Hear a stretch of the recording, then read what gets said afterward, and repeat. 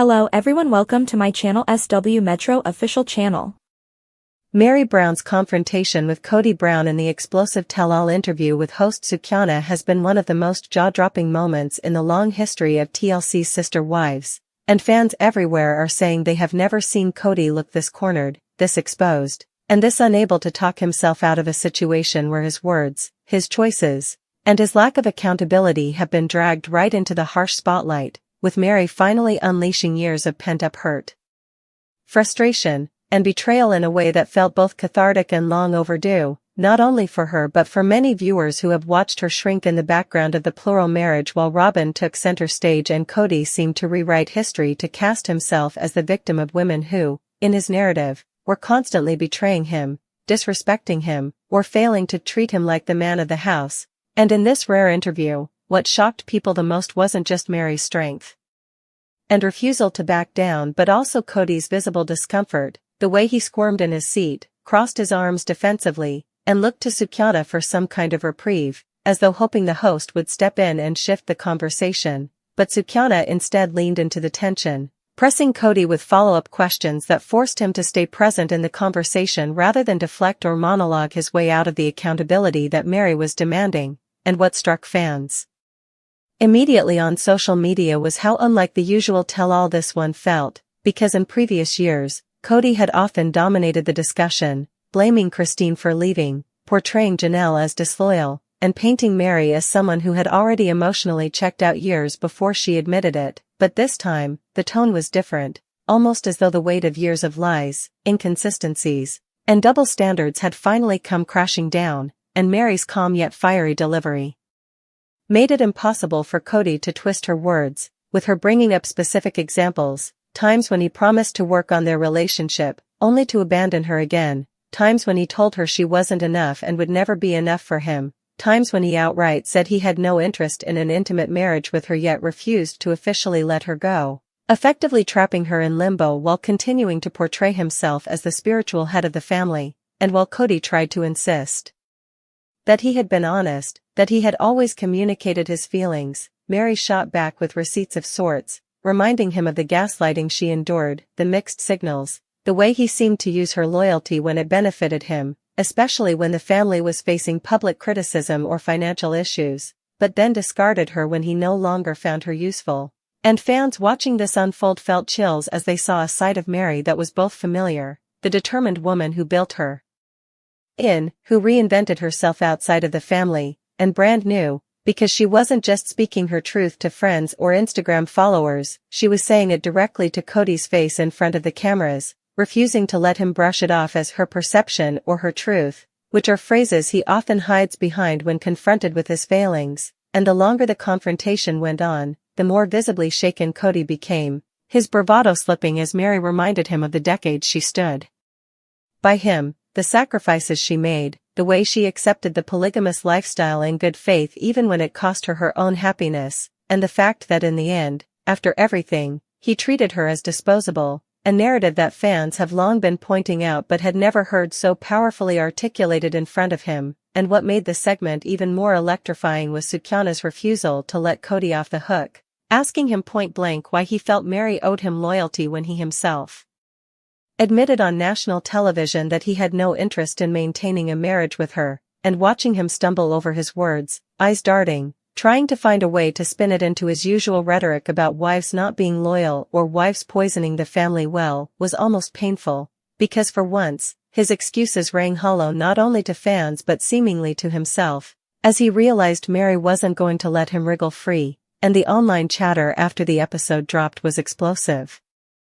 With hashtags about Team Meri trending, fans making TikToks about how satisfying it was to see Kody finally cornered, and discussion threads lighting up with commentary about how this might go down as the single most pivotal moment in the show's history, because it marked the end of Meri's quiet suffering and the beginning of her outspoken demand for recognition of the harm done to her, and even those who have been critical of Meri in the past, for her catfishing scandal, for staying with Kody so long despite the mistreatment, for clinging to the family structure long after it was clear she wasn't wanted, admitted that in this moment, she embodied the strength and clarity that so many viewers had been begging her to show, while Kody, stripped of his ability to control the narrative, looked smaller, weaker, and more defensive than ever before, his bluster fading as it became clear that there was no way to talk over Meri or to dismiss her as bitter, because her calm insistence on the truth was more powerful than any loud rant he could muster. And as the segment closed, with Sukyana thanking both of them but clearly giving Meri the space to have the last word, fans were left buzzing about what this meant for the Brown family dynamic moving forward, whether this was the final nail in the coffin of Kody's role as patriarch, whether Meri's boldness would inspire Janelle or even Christine to re-engage with him from a position of strength, and whether Robin, who has so often been painted as his sole supporter, would start to question whether the man she defended is truly capable of the partnership she thought she signed up for. And though time will tell how those threads unravel, what remains undeniable is that this tell-all has cemented itself as a cultural touchpoint for sister wives, a moment fans will reference for years to come as the day Kody Brown was finally cornered, not by angry exes whispering off camera, not by fan speculation online, but by Meri herself. The first wife, the one who had once been his legal spouse, the one who had sacrificed so much, standing her ground with unshakable clarity and leaving him, and viewers, without a shadow of a doubt about who really held the power in that moment. Meri Brown finally turns her gaze toward her estranged husband, Kody. The atmosphere doesn't just shift, it detonates. For over a decade, viewers of Sister Wives have watched Meri navigate a complex labyrinth of emotional neglect, public humiliation, and the profound betrayal of the catfishing scandal, often with a heartbreaking resilience that fans found both admirable and frustrating. She has been the loyal soldier, the first wife who clung to the crumbling facade of their plural marriage long after its emotional core had turned to dust, often playing the role of peacemaker or self-deprecating jester to diffuse the tension her own unhappiness created. But the Meri sitting across from host Sukyana Krishnan in this explosive tell-all is a woman fundamentally transformed, no longer the pleading wife seeking scraps of affection from a man who has made his disdain increasingly obvious.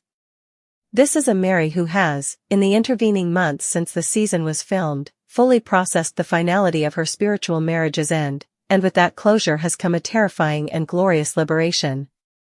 The result is a forensic dismantling of Kody Brown's ego, a methodical and unflinching confrontation that leaves him visibly cornered, squirming, and exposed in a way fans proclaim they have never seen him before, and it is a seismic event in the saga of this famously fractured family. The confrontation is not built on loud theatrics or tearful hysterics, its power derives from its chilling clarity and relentless precision. Sukyana, acting as a skilled facilitator rather than a passive observer, provides Meri with the space and the pointed questions to articulate a pain that has been festering for years. When the topic of their permanent estrangement arises, Meri doesn't just accept the narrative Kody has crafted, that she was a distant or difficult wife. Instead, she calmly eviscerates it. She speaks of years of effort, of unanswered calls, of doors both literal and metaphorical being closed in her face. She recounts specific instances where she reached out only to be met with cold indifference or outright hostility, systematically dismantling Kody's frequent claim that he doesn't know what happened or that Meri simply gave up. With each calm, factual recollection, the camera cuts to Kody, and the portrait of a man unraveling in real time is breathtaking. His usual bluster and deflective rhetoric, the word salad of patriarchy and protecting his energy that he has wielded against Christine and Janelle, fails him completely. He stammers. He looks down. He shifts in his seat, his eyes darting anywhere but at the woman holding him accountable. He attempts his old tricks, trying to steer the conversation toward abstractions or his own perceived victimhood, but Meri, with Sukyana's support, refuses to let him off the hook. She anchors every point in tangible reality, in actions and inactions that are indefensible. This is where the cornered animal truly emerges.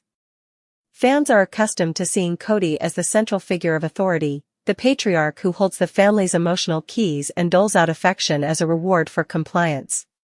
He has always controlled the narrative, often rewriting history to suit his present grievances. But here, faced with Meri's quiet, undeniable truth, he is stripped of all his power. He cannot gaslight her because she has the evidence of her own lived experience, and she is no longer willing to doubt it to preserve his comfort. He cannot bully her because she has nothing left for him to take. The marriage is already over, the hope is already extinct. This leaves Kody with nowhere to run. His body language screams of a man trapped, arms crossed in a defensive barrier, jaw clenched, a forced and brittle smile that appears more as a grimace. For the first time, he is not the one conducting the emotional orchestra, he is a soloist who has forgotten his score, exposed under a blinding, unforgiving light. He is forced to sit in the consequences of his own neglect, and the discomfort is so acute it radiates through the screen. The most devastating blows come not from accusations, but from simple statements of fact delivered with a profound, weary sadness. When Meri states, matter-of-factly, that Kody did not love her, that he did not care for her, it is not an accusation screamed in anger but a conclusion stated from a great distance, the final diagnosis after a long illness. This factual tone is far more powerful than any outburst could be.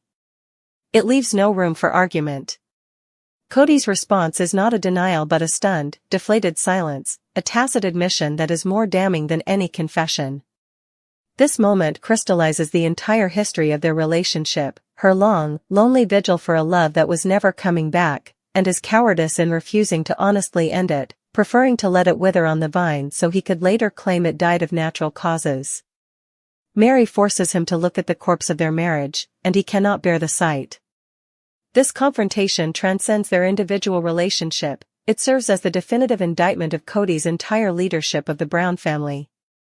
Meri, the last remaining wife who formally adhered to the original principle of plural marriage, the one who stayed, ultimately becomes the one who exposes its utter failure under Kody's stewardship. By holding up a mirror to his neglect of her, she implicitly condemns his treatment of Janelle and confirms every grievance Christine voiced upon her departure. She reveals the core truth, the failure was not in the principle of plural marriage, but in the man tasked with being its heart. He could not love equally. He could not provide safety or fairness. He could only manage relationships based on favoritism and conditional reward. In cornering him, Meri speaks for every wife who felt marginalized, for every child who watched their mother be neglected, and for every fan who spent years wondering how this man could be so oblivious to the pain he caused. In the end, the explosive tell-all with Sukyana does not provide catharsis through reconciliation or even through heated argument. Its power lies in the long-overdue act of witness. Meri, finally free from the desperate need for his approval, simply bears witness to the truth of their history. She gives a voice to years of silent suffering and in doing so, reclaims her entire narrative. Kody, cornered not by anger but by the inescapable weight of his own actions, has no defense because there is none. He is left only with the humiliating exposure of his own failings, a king without clothes finally seen by everyone, including himself. Fans haven't just never seen him this cornered, they've never seen him so utterly and completely known. And in that searing, uncomfortable, and ultimately righteous moment, Meri Brown doesn't just win the argument, she wins herself back.